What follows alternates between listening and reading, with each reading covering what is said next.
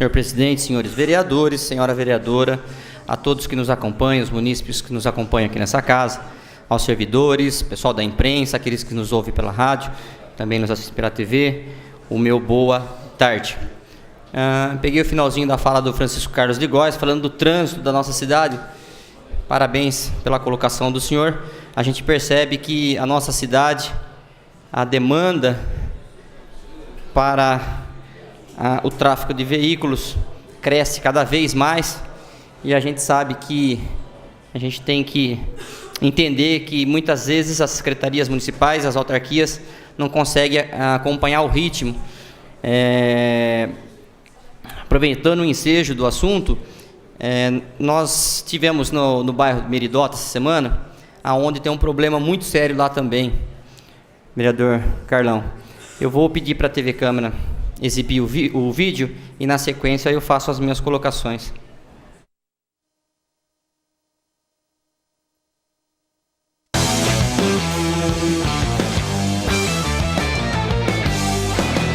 Recentemente, a Endurbe instalou 2 semáforos aqui na Avenida Comendador da Silva Marta. Um no cruzamento com a Rua Luiz Braga e o outro com a Rua Floriano Peixoto. Nós viemos até aqui para saber dos motoristas como ficou a situação do local depois da instalação dos equipamentos. Melhorou, sem dúvida nenhuma. Melhorou. Quando não tinha o semáforo, como é que era? Ficava, às vezes, 9 minutos, 10 minutos parado aqui. Gerava uma fila aí enorme. Melhorou sim. Sem o semáforo é praticamente impossível. Impossível. Ali para cima você não consegue atravessar, de jeito nenhum. Bom, na opinião dos motoristas, para cruzar a Avenida Comendador da Silva Marta ficou muito mais fácil depois da instalação dos semáforos. Lá no bairro Meridota, há outra avenida com grande fluxo de veículos. E quem está lá é a repórter Lidiane Oliveira para contar para a gente como é que está a situação naquele local. André, aqui no núcleo Meridota, um dos pontos mais complicados no trânsito é a Avenida Marcos de Paula Rafael. Segundo a Endurbe, são estimados 1.000 veículos nos horários de pico, passando aqui, disputando espaço na avenida. E os moradores estão pedindo melhorias para o poder público. Nós vamos conversar agora com o empresário, o Ricardo Francisco. Quais são os principais problemas que vocês enfrentam aqui na avenida? Nós precisamos, a sociedade, nós os empresários, pleiteamos um semáforo, né? Mais policiamento, principalmente no horário de pico, no horário de rush. Nós temos colégio aqui próximo, então o fluxo de crianças, de pedestre, fazendo compras e crianças indo e voltando da escola é muito grande.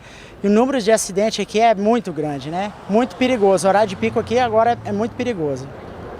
Você já presenciou algum acidente ou batida de carro nesse cruzamento da quadra 11 especificamente? Várias vezes, né? Principalmente acidente com moto. Geralmente o motoqueiro anda um pouco mais rápido e isso acontece com frequência. Vira e mexe a gente, quando pode e quando está vendo, acaba auxiliando, chamando o resgate ou o SAMU, dando uma ajuda, um apoio para quem está acidentado. O maior problema é a parte de sinalização, né? Porque não tem muito. E o espaço, que é uma via bastante expressa, bastante movimento, e não tem um escoamento, é raro, né? Além disso, tem o estacionamento da via. Acho que hoje em dia, por exemplo, não devia ter estacionamento, principalmente nas laterais, que aí aumentaria um pouco mais o fluxo. O problema da Avenida Marcos de Paula Rafael é que quem deseja cruzar a avenida tem apenas 3 cruzamentos que ele consegue executar. Um próximo ao Muro do Mondelli, o outro próximo ao supermercado e o outro do semáforo, que é Alberto Baulovicchio. A intenção nossa é criar alguns sentidos únicos nas vias e formar um binário na rua Adélio Hermes de Oliveira Coragem e na Gabino de Souza, cruzando para o lado do Meridota, através da rua Venâncio Ramalho, ligando com a Adélio Hermes, e a Itzhak Mohamed na Gabino de Souza. Aí criaríamos um sistema binário com mão única, disciplinaríamos os movimentos e aí futuramente analisaríamos a possibilidade de implantarmos semáforos nos cruzamentos. A reportagem da TV Câmara procurou a Secretaria Municipal de Obras e, segundo informações do próprio secretário Sidney Rodrigues, a previsão da pasta para a abertura dos canteiros mencionados é ainda neste semestre. TV Câmara Bauru, se interessa para você, interessa para a gente.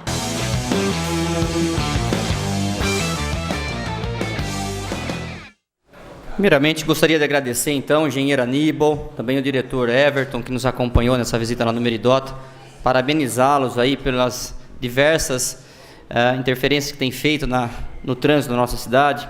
Semana passada, o Fabiano Mariano colocou aqui as modificações que estão sendo feitas ali na Vila Falcão, que é um bairro também que tem um fluxo muito grande de veículos, e a parabenizar essas sinalizações, essas mãos únicas que os senhores têm colocado na cidade, tem facilitado bastante. Parabenizar ali pela Comendador também. Os motoristas ali tinham uma dificuldade muito grande de atravessar a Avenida Comendador. Na época foi alvo de críticas de alguns moradores dali, mas a gente tem que pensar na cidade como um todo. Nós precisamos parar de se preocupar exclusivamente com o portão da nossa casa, e nós temos que se preocupar que a cidade cresce, o número de veículos cresce e que a cidade precisa fluir. E aqui deixo a minha solicitação para que seja feita essa interferência lá na Avenida Marcos de Paulo Rafael. A região do Meridota toda é uma região que cresce bastante, é uma região que também vai receber condomínios do Minha Casa Minha Vida, vai aumentar o número de moradores naquela região. Então, o quanto antes puder ser realizadas essas obras, melhor para os moradores. Rapidamente eu vou chamar um outro vídeo, eu quero falar bem rapidamente sobre o viaduto aqui, mas antes eu vou chamar um vídeo da TV Câmara, por favor. Documentos da Petrobras, aos quais o Jornal Nacional teve acesso, mostram que a empresa gastou o dobro do valor que deveria para construir um gasoduto. A reportagem é de Camila Bonfim. O gasoduto liga Urucu, no Amazonas, à capital Manaus. São 663 quilômetros de extensão. Sob comando da Petrobras, foi construído para aumentar a oferta de gás para a geração de energia na região norte do país. Em 2006, o contrato foi assinado.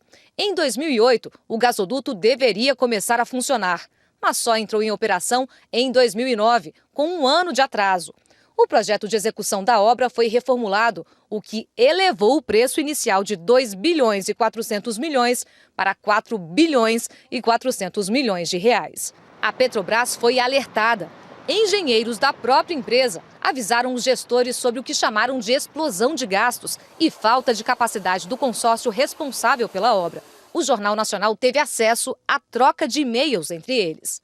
No dia 29 de fevereiro de 2008, o então gerente de projetos da região norte, o engenheiro Gésio Rangel de Andrade, chama a atenção do gerente executivo, Alexandre Pena. Ele diz: o foco da questão é que as empresas, consórcios construtores dos 3 trechos não estão como prevíamos, demonstrando a capacidade para a realização das obras, devido à falta de experiência em dutos na Amazônia. Dias antes, o engenheiro alertou sobre os sucessivos aumentos no valor do contrato. Manifesto a minha preocupação quanto à continuidade do empreendimento sob sua gestão, principalmente quanto aos pleitos de aditivos de valores.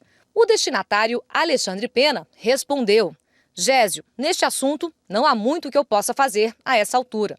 6 dias depois, Gésio insiste. Estão reivindicando novo prazo e aditivo, pasme, no valor de 400 milhões.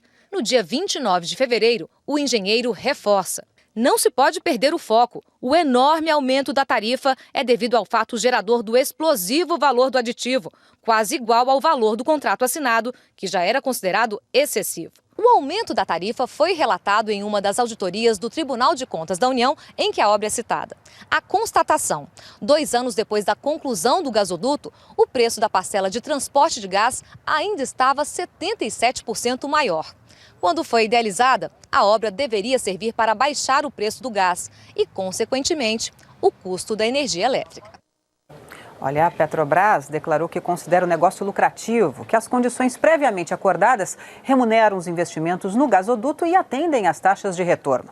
A estatal afirmou ainda que foi necessário alterar a metodologia num dos trechos do gasoduto para acelerar os serviços. Contrato de 2 bilhões e 400 milhões, mas foi pago 4 bilhões e 400 milhões, e a Petrobras acha que ainda foi lucrativo. Por quê? Quero falar com o senhor, com a senhora que está em casa agora, em palavras muito fáceis, já finalizando bem rapidamente meu tempo, presidente. No Brasil, e aqui vai uma dica para os nossos candidatos a deputados federal, é uma verdadeira festa com dinheiro público. Uma verdadeira festa. Os estádios era previsto gastar 2,6 bilhões, já está previsto para 8,9 bilhões.